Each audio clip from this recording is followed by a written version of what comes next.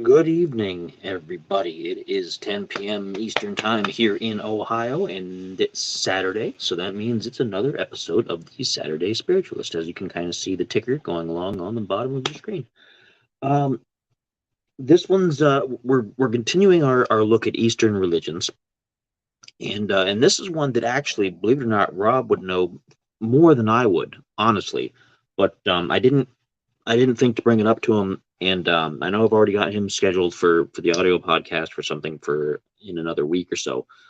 Um, I didn't want to throw too much stuff at him because I didn't know if he was going to be busy or not. So this is Shinto. Shinto is from Japan. I know we have a lot of fans of Japanese culture in our uncanny family, and I know Rob himself is a huge fan of Japanese culture. It's one of his favorite things. So hopefully he'll have a chance to weigh in at some point, either during this broadcast or after the fact, um, and tell us his thoughts on everything. But what? Pardon me. What is Shinto? Wikipedia says it is an East Asian religion indigenous to Japan, um, and it is a both polytheistic and animistic religion. It revolves around supernatural entities called the kami. The kami are spirits that are supposed to inhabit everything. They're supposed to be. This is where the concept of like rock spirits and river spirits and tree spirits and leaf spirits and all these things, everything has spirit, a kami. Even forces of nature and mountains have a kami, and oceans have kami, and they're worshipped in household shrines, family shrines, called kamidana, and also at jinja, public shrines, which I've seen these. I haven't been to Japan, but I've seen these in documentaries about Japan and people visiting them and things. Um, and they're staffed by priests known as kanushi. Hopefully, I'm getting all of my pronunciations correct. Who oversee offerings of food and drink to the specific kami enshrined at that location. And that's done to cultivate harmony between humans and kami and to solicit the latter's blessing. Um, and this is a big thing in Japan. It's huge. It's when I say they have these shrines, they have a lot of shrines. I'm going to see where they have um, in Japan alone, they have 100,000 public shrines. That's not counting the ones in people's private homes and in that are not quite like out in the open. That's a lot of shrines. Um, and it's Japan's largest religion, ahead of Buddhism, which is the second largest. And there's a common view in Japanese culture that the beliefs, pardon me, have an itch. That the beliefs and practices of different religions don't need to be exclusive to each other, that they can work together. And that's one of the things we've talked about on this show before. I've got some smudges, so I'm going to clean my glasses while I talk to you. The Eastern religions have a tendency to try to reconcile all beliefs, or most of them anyway, with whatever specific belief individuals will have. They try to be respectful of all the different outlooks and all the different roads that people will take and travel, for the most part. And it's much it's a departure from Western spirituality and Western religion, where most Western religions from Europe on over, and even the Middle East on over, honestly, um, are very, this is the truth, everything else is wrong. And you don't get that as much with the Eastern religions, with the East Asian stuff. You don't get that with Chinese. You don't get that with Japanese. You don't get that with some of the Indian religions, although there are instances where there's problems. Um, Islam has been struggling in India against Hinduism There's actually been violence between those two, which is interesting to note. I haven't looked enough into the history of why. I just know that Islam is persecuted in certain parts of India by resident Hindus, and that's not to say that Hindus are bad or whatever. And maybe we'll talk about Hinduism at some point in the future because I don't know enough about it. And in China, even though mostly the Taoism and things that we talked about last week are accepting of most things, the Chinese government, which is the communist government, has a pretty dim view of Islam as well. And they have those camps, those re-education camps and labor camps and things for native Chinese who are Islamic, and it's not pretty. So, but in general, most of your Eastern religions are pretty wide open, and they try to, like I said, reconcile all these different things together. Japanese, especially Japanese, are pretty open and accepting of this kind of stuff. So let's take a look at the beliefs.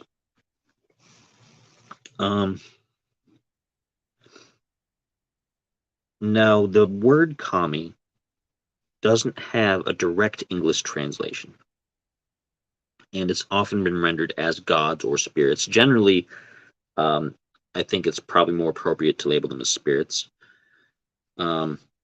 even though certain historians of the religion have said that these translations are quite unsatisfactory and misleading, and they urge against translating kami into English, which is one of those things where if you don't know what it is, then you don't know what it is.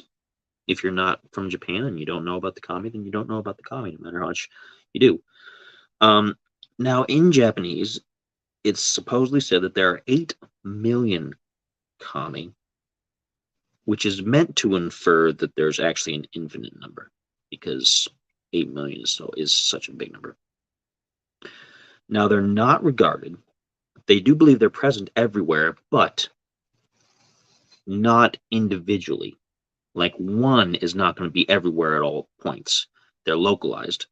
They're not regarded as omnipotent, omniscient, or even necessarily immortal, which is another big difference, because in Western philosophy, of course, Western religion, we have deities who are infallible. They know everything. They can do everything. They see everything, and they're all powerful and can't be destroyed. Whereas the Eastern religions, again, are a little bit more, open to, these are beings like us, not exactly like us, but some similarities, which is why we can identify with them. Now, the term kami is intentionally conceptually fluid, and often applied to phenomena that inspire a sense of wonder and awe in the beholder. So, way back when, in ancient days, when people were trying to describe things that they saw, like massive storms and destruction and fire and whatnot, they, like us in the Western world, said, "Oh, there's spirits and they inhabit different things, and it's the anger of the gods." But I got a sneeze coming on.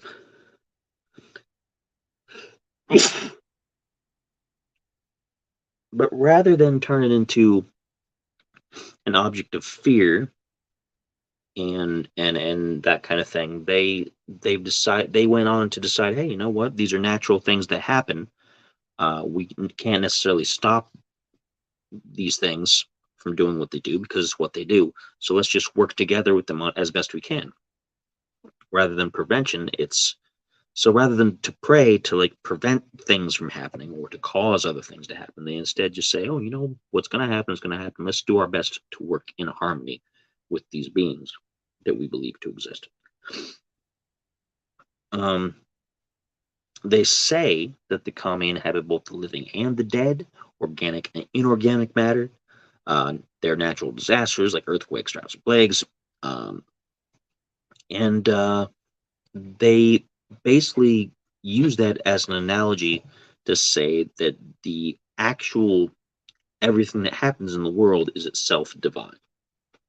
So it's all like nature itself is a divine thing.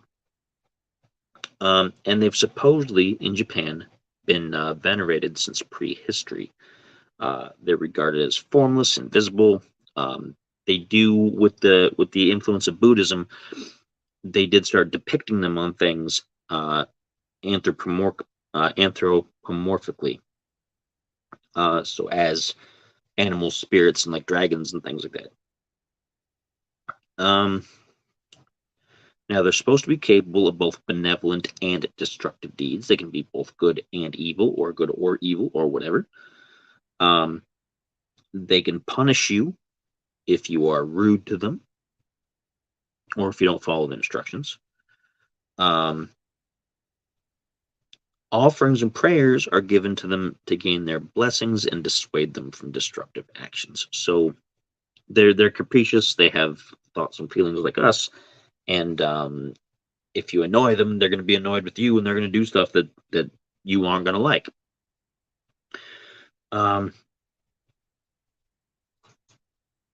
And they're not supposed to be different metaphysically from humans, which is the big difference too. Like I said, whereas in the Western world, our deities and our objects of reverence are removed from us. They're different from us. All of them are like, even like, let's say in Christianity, you've got God, you've got the angels, you've got all these like on down the line, and all of them are removed from us. They're all separate from us, and they're different. Whereas in Japan, even though these have different qualities, the kami, they're still like us on a lot of levels. They still have the same thoughts and feelings and goals and whatnot as us. They're different in their makeup and in how they do things. So another big key distinction. Let's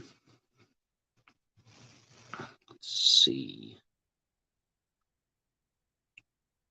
Trying to see some details on how things are worshipped. Now here's a big one.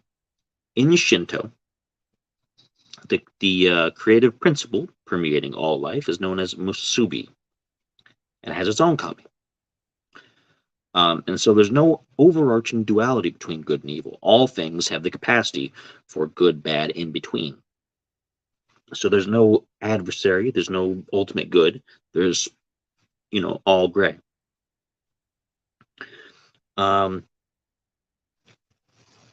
They have an emphasis on this life rather than the afterlife.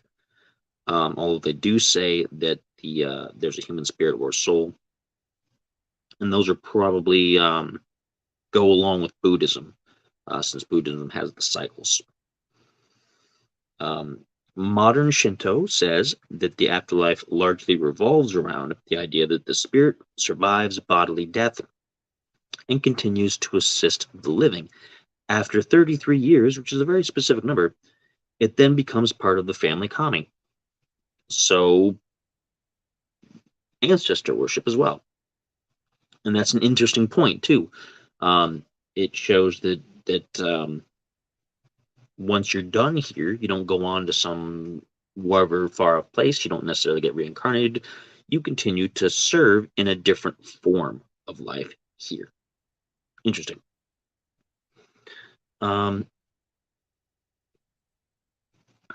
of the key themes is the avoidance of kagare, which is a pollution or impurity, while ensuring harai, purity. I don't know if I said that right. Supposedly to the Japanese, humans are seen as fundamentally pure, and kagare, which is pollution or impurity, is a temporary condition, and it can be corrected. You can do rites of purification, which can restore an individual to spiritual health and render them useful to society. And so that's an interesting point. Purification ceremony is known as the misogi, and it involves the use of fresh water, salt water, or salt to remove kagare. Now that's an interesting parallel, because salt, as we know in the Western world, has always been used as a ward against demons and things like that. And it's interesting to point out, because salt dries out the body, but we need it. We still need salt in our system, but it also dries us out, which means we need water and things. So there's a lot of weird connections with salt, and salt was always valuable in ancient times. Salt was important, and in Japan, it's regarded as a purifying substance. Very interesting. If you spill the salt, throw it over your shoulder to ward off the devil. That's a Western thing. Salt.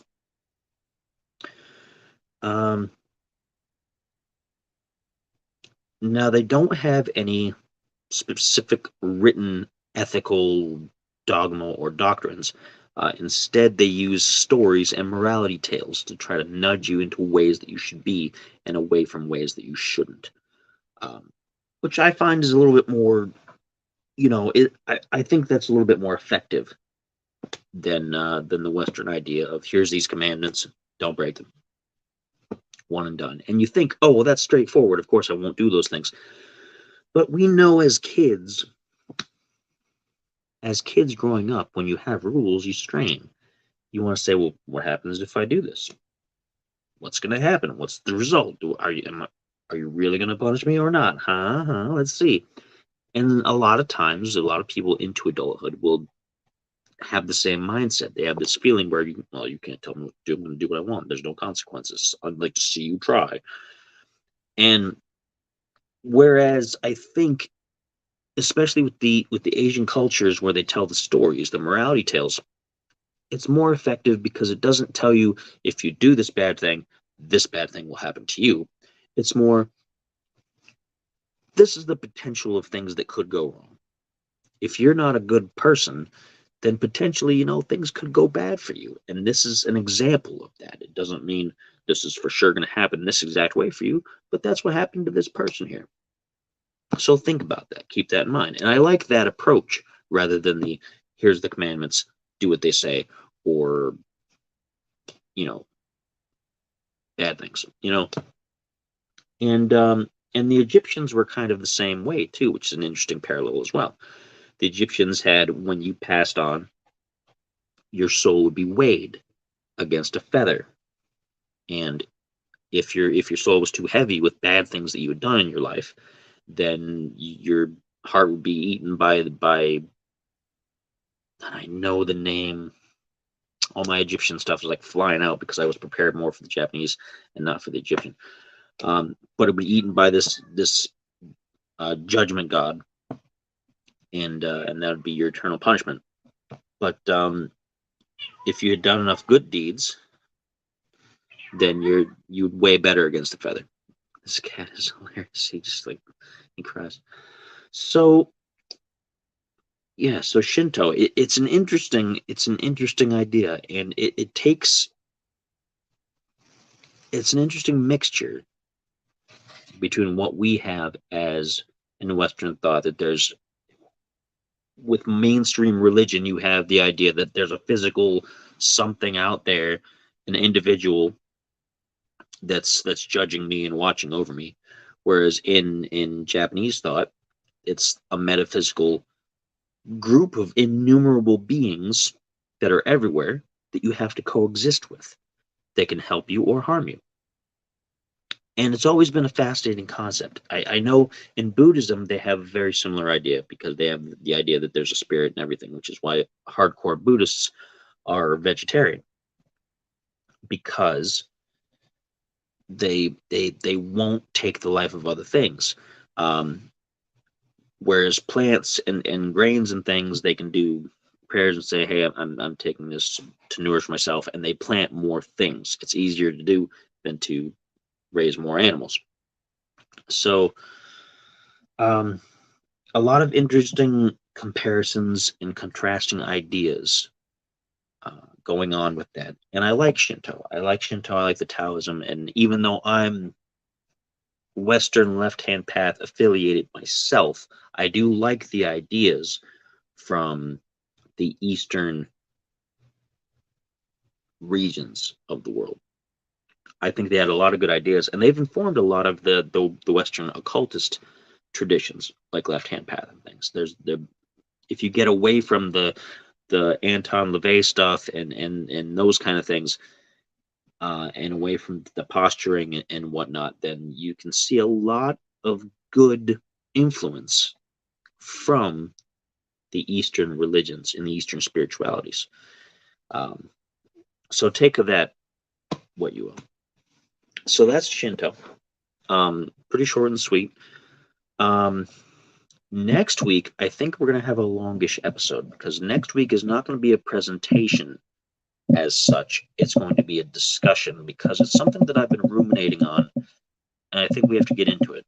And it's going to be about substance use, abuse in substance use and abuse in regards to spiritual awakening. We're going to be talking about LSD, mushrooms, vision quests, peyote, walkabout, all these different things, gurus, and all this other kind of stuff that people do. And we're going to be bringing up, is it safe at all? And if so, how much is too much? How much is going to mess up your brain rather than put you on the path, so to speak? And I'm interested to dig into that. I'm interested to dig it because I have my own thoughts about the whole thing. I have not done like vision quest stuff. I haven't used substances for the most part in any sort of spiritual capacity. I've used alcohol in small amounts and in certain circumstances, but I have not used like at the other ones. I've done different things in my past. You know, we all have our past and we all have our stupid kid days. But I haven't mixed the two ideas, and I'm not about to start now. This isn't a way to convince myself that, oh, maybe I should try it. It's just one of those things where, it's probably good to have a discussion about it. Like DMT with Joe Rogan thing, like, hey, DMT, because he always seems to suggest that supposedly in the memes. So we're going to be talking about that. We're going to be examining that a little bit more closely and trying to see, is it appropriate? And if so, is there a line to cross when it becomes inappropriate? So I think it's going to be a good discussion. So that's going to be next week. As for the rest of the weekend, tomorrow is Sunday, so free and clear.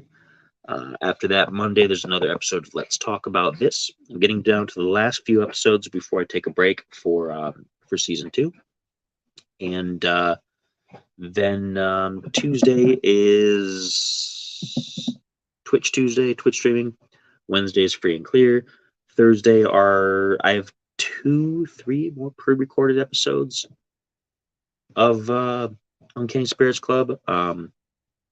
That's probably going to slow down because I currently don't have the funds to buy any alcohol, which is fine. It's going to be at least like 2 or 3 weeks, maybe more. So I guess I'm going to be sober for a little while. So that'll be fun.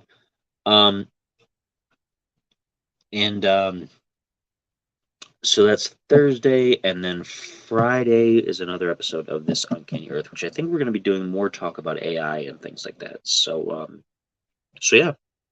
So I'll see you folks next time. And remember, next Saturday is going to be substance use and abuse, and whether it's appropriate for spiritual awakening. Going to be a good topic. So until next time, be well.